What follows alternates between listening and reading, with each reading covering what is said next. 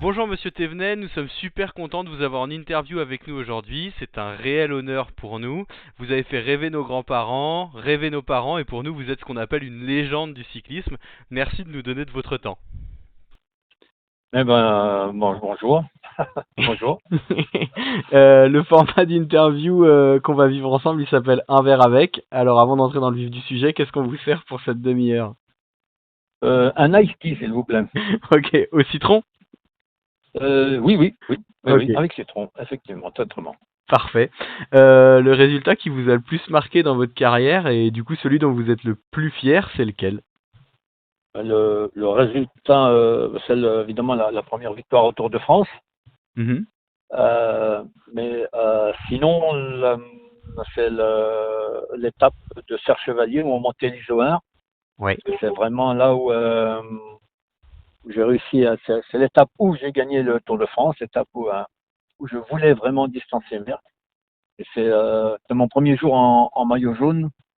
Et c'était un moment très très émouvant dans l'Isoard, parce qu'il y avait une foule énorme qui m'encourageait d'une façon extraordinaire. Ouais. Du coup, est-ce que pour vous, devenir coureur cycliste, c'était un rêve de gosse ou est-ce que c'est venu un peu plus sur le tard? Comment vous êtes venu au vélo? Ah, c'était un rêve de gosse parce que quand j'avais 6 ans, mes parents m'achetaient un vélo pour aller à l'école parce que l'école était à 5 kilomètres. Mhm. Donc, depuis l'âge de 6 ans, je faisais 10 kilomètres par jour en vélo. J'avais des voisins qui allaient à l'école aussi en vélo, qui étaient un peu plus grands que moi. Et donc, ils me battaient régulièrement quand on faisait des petites courses. Mhm. C'est peut-être ce qui m'a incité comment dire, qui m'a encouragé à insister, justement, Ouais. pour ne pas me laisser abattre. Et puis, après, quand j'avais 13 ans, le Tour de France est passé devant la ferme de mes parents. Et quand j'ai vu passer ce peloton-là, j'ai dit, un jour, je vais tout faire pour être dans ce peloton parce que j'ai envie de me retrouver là-dedans. Ok, super. Du coup, en 1970, pour votre premier Tour de France, vous ne deviez pas être au départ et quelques jours avant finalement le départ du Tour, vous êtes finalement sélectionné. Plus tard, le 14 juillet, vous remportez votre première étape sur le Tour à la Mongie. Quel souvenir vous en gardez? Eh bien, c'était une surprise, hein, parce que j'étais pas du tout prévu pour le Tour de France. J'avais 22 ans, première année professionnelle, donc c'était un peu trop tôt pour s'engager dans le Tour de France. Donc, mes parents ont reçu un télégramme Mhm. qui était un avis de,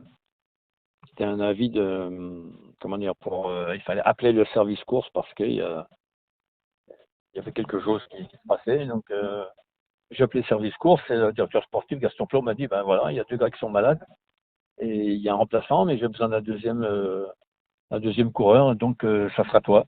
Ah ben, je lui ai dit, mais moi je suis pas préparé, moi je suis pas du tout prévu pour ça, j'avais pas roulé, mais donc j'ai demandé conseil à quelqu'un qui avait fait le Tour de France dans les années 20, qui m'avait donné parfois de bons conseils, Mhm. qui m'a dit, mais t'es pas fou, il y a au moins 500 coureurs qui voudraient faire le Tour de France, on te demande et tu dis non, tu peux pas dire non, faut y aller, tu vas voir, ça va aller, puis bon, je me suis laissé influencer, j'y suis allé, puis finalement, ça s'est pas trop mal passé. Ok. Et du coup, la montée vers la Mongie, quels souvenirs vous en gardez? C'était exceptionnel pour vous ou Ah finalement bah oui, bien sûr, oui, c'est exceptionnel parce que j'étais venu au Tour de France pour essayer de finir le Tour de France. C'était ma Mhm. seule, en gros, c'était ma seule ambition, hein, pouvoir finir le Tour de France. Et puis là, je me retrouvais en position de remporter une étape. Donc, je crois que je suis vraiment allé à 100% de mes moyens à ce moment-là parce que c'était une étape du Tour de France. Ça aurait été une autre épreuve. Je pense que je ne serais pas allé aussi loin Ouais. dans mes réserves. Mais là, c'est le Tour de France. J'étais parti. Au début, j'étais parti pour faire pour, fa- pour pouvoir être en tête d'une étape de montagne du Tour de France. Mhm. Et puis après, j'ai continué. Je suis allé vraiment jusqu'au bout du bout et j'ai réussi à remporter l'étape. Ok. À Donc, quel moment dans votre carrière vous vous êtes dit, ça y est, je peux gagner le Tour de France? Est-ce que c'est venu assez tôt ou est-ce que ça a été non, une force de travail? non, non, non, c'est venu juste avant que, non, non, c'est venu juste quand j'ai, bah, en gros, quand j'ai, après le Puy-de-Dôme peut-être, Mhm. après, au bout de 2 semaines du Tour de France 75, c'est là où j'ai commencé que peut-être il y aurait une possibilité de remporter le Tour de France, mais auparavant, ça paraissait vraiment, vraiment, c'était trop ardu, ça paraissait impossible contre Eddy Merckx, contre Luis Ocaña, c'était des choses qui étaient, qui paraissaient beaucoup trop difficiles. Mhm. Du coup, en 1975, vous réussissez l'exploit presque impensable de remporter le Tour de France en faisant tomber Eddy Merckx. Vous disiez qu'à partir du Puy-de-Dôme, vous étiez dit que c'était possible, mais comment est-ce que vous aviez abordé votre opposition face aux cannibales cette année-là? Alors, cette année-là, Eddy Merckx était venu disputer le critérium du Dauphiné, parce qu'il devait faire, il devait parcourir, il devait courir le Tour d'Italie, Mhm. mais il était malade, donc il était venu au Dauphiné. Il n'était pas entièrement remis, et donc d'un seul coup, il nous a paru un peu, pas un coureur vraiment comme les autres, mais paraissait plus humain, si on peut dire. Mhm. Et donc, en paraissant un peu plus humain, il paraissait plus possible, ça paraissait peut-être possible de le battre, puisque Mhm. j'avais battu dans le Dauphiné, donc je me disais peut-être après tout que ce serait possible de le battre également dans dans le Tour de France. Mais enfin, c'était presque plus un rêve qu'une ambition finalement. Ouais. Et dans ce tour-là, vous Et, l'avez senti basculer à quel mais moment? on avait changé Peugeot avait changé de directeur sportif à Ouais. l'époque. Donc c'était Demuyer qui avait remplacé Gaston Clos et Maurice Demuyer avait fait un calcul en disant écoute, si tu es à moins de 2 minutes 30 de Mers avant d'aborder les Pyrénées, il y a une possibilité, ça peut peut-être sourire. Et donc du coup, bon, ben, j'ai dit, ça peut, on va voir, on va essayer. Hein. On, va, on avait déjà une base qui était très bien parce qu'à l'époque, avec Gaston Clos, on n'avait jamais de calcul comme ça. Mhm. Donc c'était déjà une bonne chose. Ça permettait de se situer et de voir un petit peu si éventuellement on était dans les clous ou pas. Mhm. Et du coup, je suis arrivé aux Pyrénées, j'avais 2 20 de retard, je crois. Donc, donc à ce moment-là, il y avait donc une possibilité Ouais. d'être vraiment dans les clous pour pouvoir battre cette Merckx. Et puis après, bah, j'ai attaqué à chaque fois que c'était possible. Et j'ai réussi à lui prendre le maillot à Pralou. Et c'est là, du coup, que vous direz que le tour, il a basculé ou vous étiez pas à ce moment-là Non, plus serein? non, non, non, non, pas encore ce soir-là. Ce soir-là, j'avais le maillot jaune. Bon, j'étais vraiment content parce que Mhm. c'est le rêve de tout gamin qui fait du vélo de prendre le maillot jaune. Et je savais très bien que c'était pas suffisant, c'était pas assez. Il fallait absolument que j'attaque le lendemain. Et le lendemain, j'ai attaqué dans l'Isoar. Et, là, je m'en fais la course pour gagner, pour l'emporter. Mhm. Et c'est dans cette épreuve-là, c'est dans cette étape de l'Isoar où je peux dire que j'ai gagné le Tour de France. C'est là. Parce que après l'étape de l'Isoar, j'avais 3 minutes et quelques d'avance sur Merckx. Mhm. C'était quand même beaucoup plus confortable qu'auparavant. Ok. Du coup, après cette victoire sur le Tour en 75, vous allez en gagner un deuxième. À quel point le fait d'être double vainqueur du Tour de France a changé votre statut déjà dans le peloton et puis aux yeux du grand public et dans votre vie de tous les jours, quoi. Ah, c'est ouais, ça, c'est surtout la première victoire hein, qui a changé le statut. Mhm. Parce que la deuxième victoire contre Henrik Kuper, Henrik Kuper était un bon coureur, mais n'a jamais gagné le Tour de France, donc ça paraissait normal. Et du coup, par rapport à l'époque où vous couriez, quelle différence vous voyez aujourd'hui entre les coureurs et puis même sur comment la course se déroule?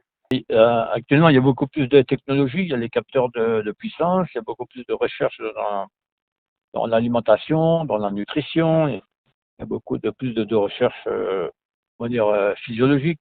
Donc, Mhm. on a beaucoup plus de moyens de connaître exactement Il y a une peur de puissance qui permet de savoir au coureur jusqu'où il peut aller sans dépasser ses capacités. Mhm. Alors qu'avant, nous, c'était à la sensation, il fallait essayer d'analyser ça. Donc, il y a beaucoup plus d'informations, beaucoup moins de risques d'erreur qu'auparavant. Mhm. Et vous, du coup, vous auriez préféré courir à l'époque d'aujourd'hui ou finalement, quand vous avez couru, ça vous allait bien? De toute façon, je peux pas revenir en arrière, donc je peux pas rajeunir. Donc, mais pour les salaires, oui, j'aurais bien aimé courir maintenant, oui. Ouais, Et, ça c'est sûr.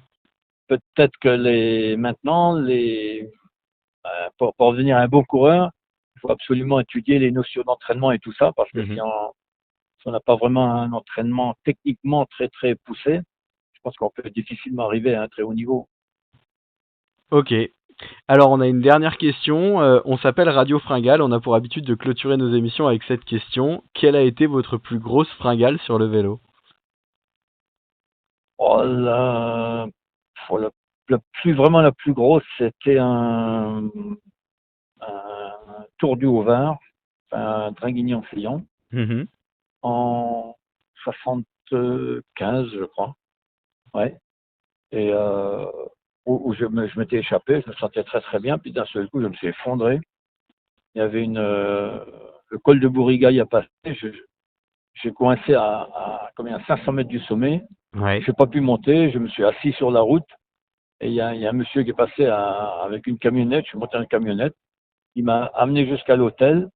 Et mais pour descendre la camionnette et aller jusqu'à l'hôtel, il y avait, je crois, il y avait 100 mètres. Mhm. J'ai cru que je n'allais jamais pouvoir les faire. Je me sentais fatigué, très très fatigué. Ouais.